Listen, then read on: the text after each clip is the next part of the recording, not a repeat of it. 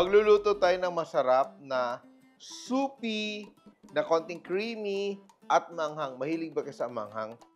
Chicken pieces pang tinola. And I will just season with salt. Ito, ang tawag dito ay halang-halang. Or ibig sabihin, maanghang.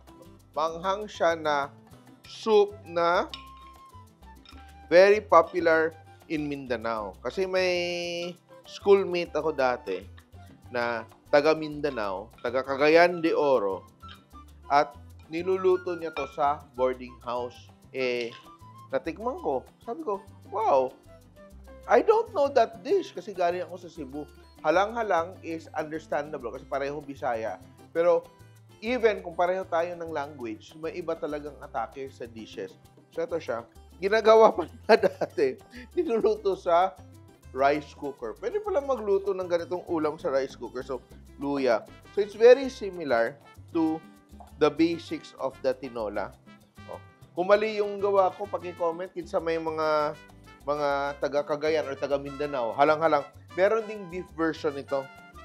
Halang-halang, maanghang. Yan. So, para siyang tinola of sorts, pero natikman ako na may gata. May natikman din ako na walang gata. So, I think marami ding versions nito. We will not use butter. We will use oil. And saute natin tong ating aromatics. Gagawin natin dito, itutusta natin ng konti yung ating aromatics para medyo maging very pronounced yung kanyang flavor. Ang ating tanglad. Tatali natin. And yung bulb niya, yung white part, kailangan mong pitpitin. You have to smash that to release the aroma of the lemongrass. And isasama natin siya sa gisa. Very important, ang gisa kasi is done to release the flavors of our aromatics dahil maraming mga compounds in our aromatics that are only soluble in oil. Kaya minsan, pag pinakuluan mo, meron, pero hindi siya ganun ka-intense. Kaya, ginigisa-gisa natin tong ating aromatics. Medyo nagtusta na siya sa gilid. At nakita mo yung aking bawang, it's not minced. It's only smashed so that hindi siya masunog ng mabilis. Lalagyan natin yung ating chicken. Wings. May masarap dito ang sabaw. And para dito siyang tinola because meron siyang sayote or papaya. Sayote. Then sili. Masarap to kasi halang-halang eh. So kailangan talaga ng sili ito. So I will add 2 siling pangsigang and 2 ding siling labuyo. Hindi naman ito labuyo because this is Thai chilies, di ba? Ito yung parang bird's eye. Yan. We will add that here para lumabas sa yung anghang niya.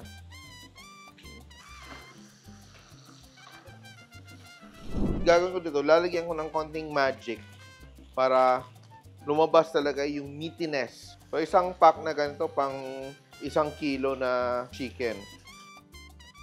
So, if you still haven't subscribed to our YouTube channel, simple.ph, it's time you do so.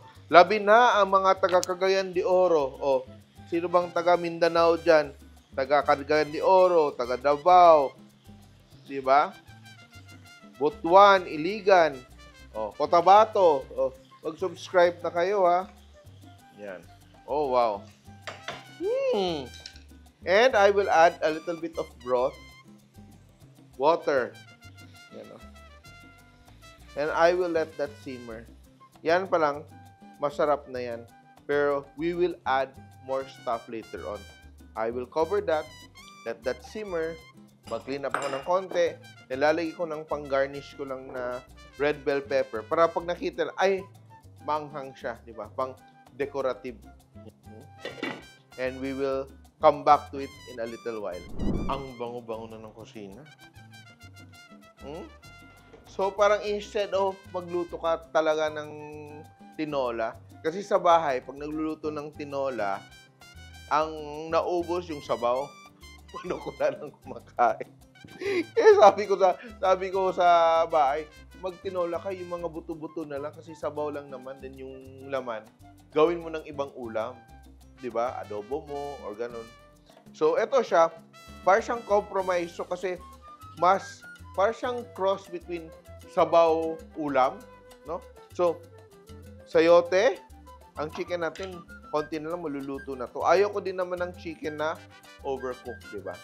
Ayaw ko nang nadudurog na yung aking chicken. Titikman ko muna. Parang feeling ko masarap na ito eh.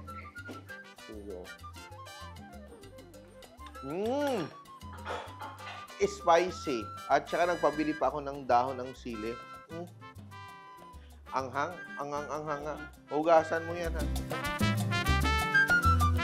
And meron akong bell pepper. I will just use half the bell pepper. Pang-aesthetic lang to. Para maging makulay yung ating halang-halang.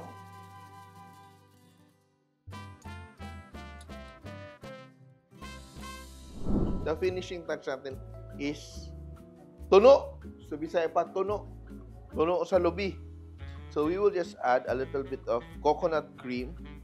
Unang piga. Soupy siya. And I will add my bell peppers para alam mo na umanghang siya. Pwede mo pa lang dagdagan ng manghang ha. Or mag-side ka lang ng patis at saka kalamansi para patis at saka sili lang. Patis. And wag na natin lagyan ng black pepper para very nice and very pretty yung ating sabaw. Ano? Malapit ka na ba dyan, Ronel? Eto, mga 3 minutes, okay na to. Bilis! Saan aking ladle?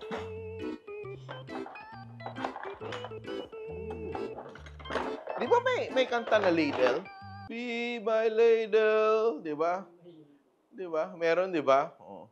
Be my ladle.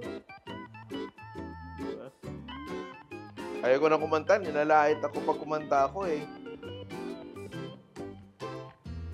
I'm your ladle.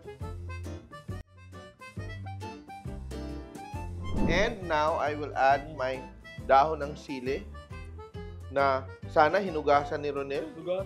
Hinugasan mo, Ronel? Yes. O, siko ka na ng bowl. Tikman natin to, Ronel. Tikman natin to. Pogi-pogi ni Ronel ngayon. Grabe, iba talaga pag-inspire. Oo. Be my ladle. Kinantahan mo ng gano'n, no? Siyempre.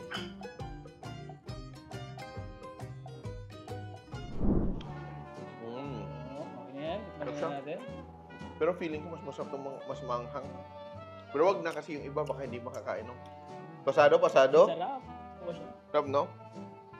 Ate, parang siyang similar to yung Thai soup na Tom Kha Gai. Check mo nga, Tom Kha Gai. Diba? Yung coconut soup with chicken.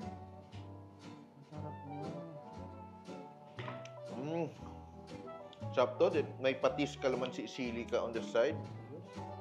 The best. Diba? Then meron ka pang inihaw na isda. Kaya baboy. Lechon kawali. Ano ba to? Ano, Ronel? Pwede na ba to? Kasado. Ang sarap. And I am ready to plate. Ganyan lang, yung tama lang yung luto ng chicken, hindi overcooked. Then yung vegetable, hindi din overcooked. And ito na, ating dish inspired by our Mindanao friends. Ang ating recipe for today. And here it is. Panalong panalo. Try this at home. Something different than just doing tinola all the time. Konti lang dagdag. Ang dagdag mo lang dito halos, gata. No? Gata lang yung addition mo at saka more sili. And this is a recipe for today. Napakadaling gawin. Ang ating chicken halang-halang. Simple!